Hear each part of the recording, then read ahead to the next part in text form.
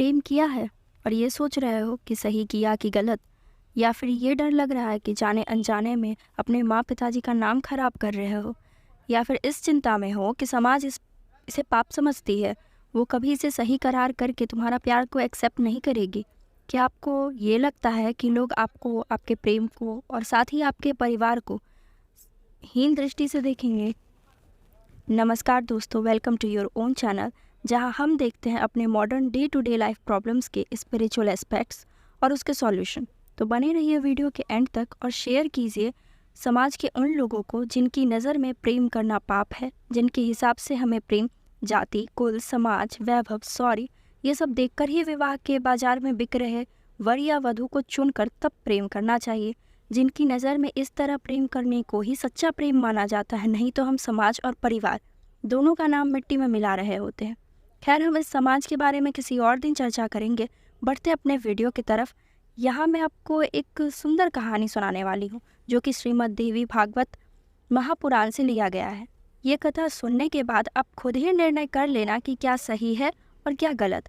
आपको इस समाज जो अपने हिसाब से नियम बनाती है उनको सही मानना है, या फिर कथा में कही बात को फिर उसी समाज के लोगों को टैग करते हुए कहना कि अब आप मुझे कोई ऐसी कथा कहकर प्रमाण दीजिए कि प्रेम करने से परिवार का नाम खराब होता है, या फिर प्रेम करना किसी पाप के अंदर आता है। ध्यान रहे, मैं सच्चे प्रेम की बात कर रही हूँ, प्रेम की ढोंग की नहीं। चलिए कथा शुरू करते हैं। श्रीमद् देवी भागवत महापुराण के तृतीय स्कंद के 14 से 25वें अध्याय तक इस कथा का वर्णन है। इसके अकॉर्डिंग अयोध्या में राजा राम के राज्य करने के लिए कई वर्षों बाद एक पराक्रमी राजा हुआ, जिसका नाम ध्रुव संधि था। वो सभी तरह की राजनीति का पालन करता था। उसके राज्य में कोई भी पाप नजर नहीं आता था। उसकी तो दो पत्नी थी, पहली मनोरमा और दूसरी लीलावती। कुछ समय बाद मनोरमा और लीलावती दोनों से उसको एक एक पुत्र हुआ। मनोरमा का पुत्र सुदर्शन और लीलावती का पुत्र शत्रुजीत। दोनों ही बेटे राजा के बहुत ही योग्य थे। राजा दोनों को बराबर प्यार करता था, लेकिन कुछ समय बाद उसे शत्रुजीत से ज़्यादा लगाव हो गया, क्योंकि वो बहुत ही प्यारा बोलता था। एक दिन राजा जब शिकार पे गया तो एक शेर के साथ लड़ते हुए शेर और राजा ध्रुव संधि दोनों की मृत्यु हो जाती है। फिर उसके अंतिम संस्कार के बाद ये वाद विवाद होने लगता है कि अगला राजा कौन होगा। सुदर्शन और शत्रुजीत दोनों के नाना वीरसेन और युधाजीत में इसे लेकर युद्ध होता है, जिसके परिणाम में सुदर्शन के नाना वीरसेन मारा जाता है और दुष्ट युधाजीत जीत कर बलपूर्वक अपने नाती शत्रुजीत को राजा बना देता है। अब मनोरमा बहुत चिंता में थी कि वो क्या करे। न तो उसका पति रहा, न पिता, बेटा भी अभी बहुत छोटा था। फिर उसने अपने मंत्री को बुलाकर उनसे राय लेकर लीलावती से ये कहा कि मैं तुम्हारे पिता युधाजीत से मिलने जा रही हूँ, और उधर से ही वो भारद्वाज मुनि के आश्रम में चली जाती है। अब सुदर्शन वहीं रहकर बड़ा होने लगा। वहाँ उसने शस्त्रों की शिक्षा ली। हालांकि युधाजीत वहाँ भी उसे मारने पहुंचा, लेकिन मुनि के रोकने पे वो लौट गया।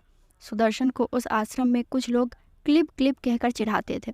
उसने छोटी उम्र होने के कारण क्लिंग क्लिंग का उच्चारण करने लगा, जो कि देवी का बीज मंत्र था। इसी मंत्र के जाप से उसे देवी कृपा मिली और वो एक निपुण योद्धा बन गया।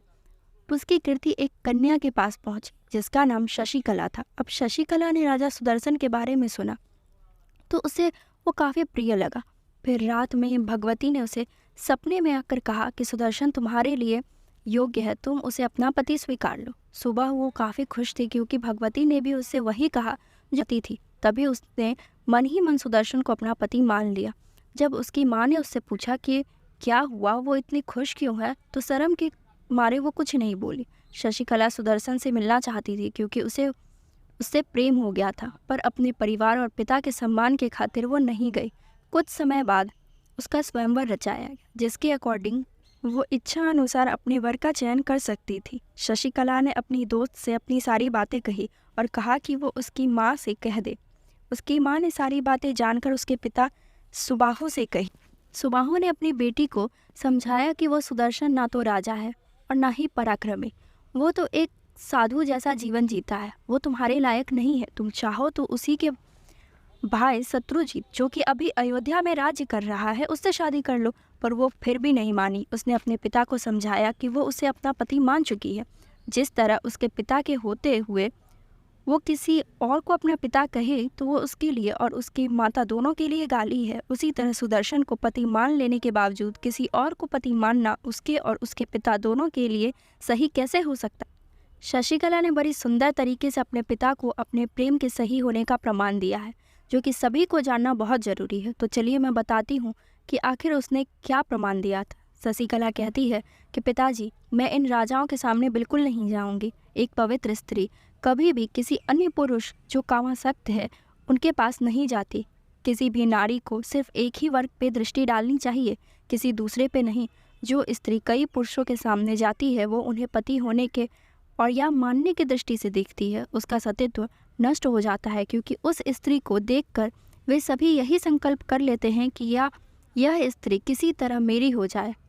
उसका कहना था कि जब कोई लड़की वरमाला लेकर स्वयंवर मंडप पे जाती है, एक साधारण स्त्री हो जाती है और उस वक्त वो किसी वैश्या की तरह लगती है, जैसे वैश्या किसी प्रयोजन के बिना ही एक कामी पुरुष को देखती है और सोचती है जैसे वो किसी बाजार में हो और पुरुषों को देखकर अपने मन में उनके गुण दोष का आकलन करती है।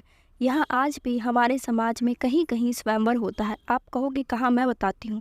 जब हमारे समाज के लोग अरेंज मैरिज करवा रहे होते हैं तो वहाँ भी लड़की की तस्वीर लड़के को और लड़के की तस्वीर लड़की को दिखाई जाती है।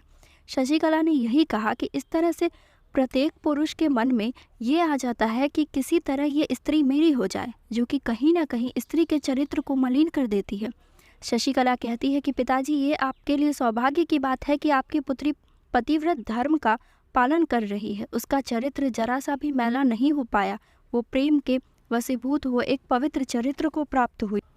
शशिकला की बात सुनकर ये तो समझ आता है कि प्रेम गलत नहीं है। अगर आपको प्रेम का सहारा मिल जाए उससे सही कुछ नहीं।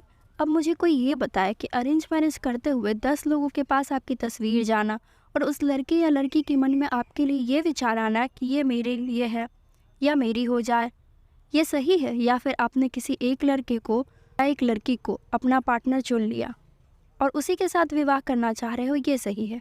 अगर आप लव मैरिज कर रहे हो तो ये तो आपके परिवार या होने वाले परिवार दोनों के लिए सौभाग्य की बात है। इसमें किसकी इज्जत मिट्टी में मिल रही है, ये मुझे समझ नहीं आ रहा। अब इतने के बाद कोई ये भी बता दूं कि अगर मैं प्रेम किसी और से कर लूं और विवाह किसी और से, तो फिर मैं पवित्र कैसे हूँ? और इस तरह एक से ज़्यादा लड़कों के साथ रहने से मेरे परिवार को सब इज्जत से कैसे देखेंगे? ये तो वही बात हो गई कि मैं अपने साथ कई लड़कों को घुमाऊँ तो मैं पवित्र हूँ और एक के साथ रहूँ तो अपवित्र, यही ना? अगर ऐसा नहीं है तो सिर्फ शादी के लिए ऐसा नियम क्यों? और ये कौन सा समाज है जो इस तरह का नियम बना रहा है? हमारे कन्हैया ने ऐसे ही नहीं प्रेम को सबसे ऊपर बताया था। हमारे समाज के कई लोग आपसे अब ये भी कहेंगे कि कन्हैया ने तो यही किया, प्रेम किसी से, विवाह किसी से। इसका मतलब क्या, हम उसे भगवान न माने? क्योंकि वो तो भगवान को घेरे में लेने से नहीं छोड़ते, आपको क्या ही छोड़ेंगे? उसकी चिंता आप मत करो, उस पर भी हम नई वीडियो ला रहे हैं और आप ये सवाल करने वाले को ये वीडियो ज़रूर दिखाना। अगर आपके मन में कोई सवाल हो तो ज़रूर पूछना, और हाँ, ये समाज के लोगों ने वीडियो देखकर क्या कहा ये भी बताना। कोई नहीं, आगे क्या हुआ वो हम अगले पार्ट में देखेंगे, क्योंकि कई लोगों ने तो कहानी के बाद यही सोचा होगा कि कुछ बुरा ही हुआ होगा दोनों के साथ। उनका ये वहम भी तो दूर करना है। मिलते हैं इसके पार्ट 2 में, तब तक के लिए बाय बाय और सब्सक्राइब करके जाओ यार।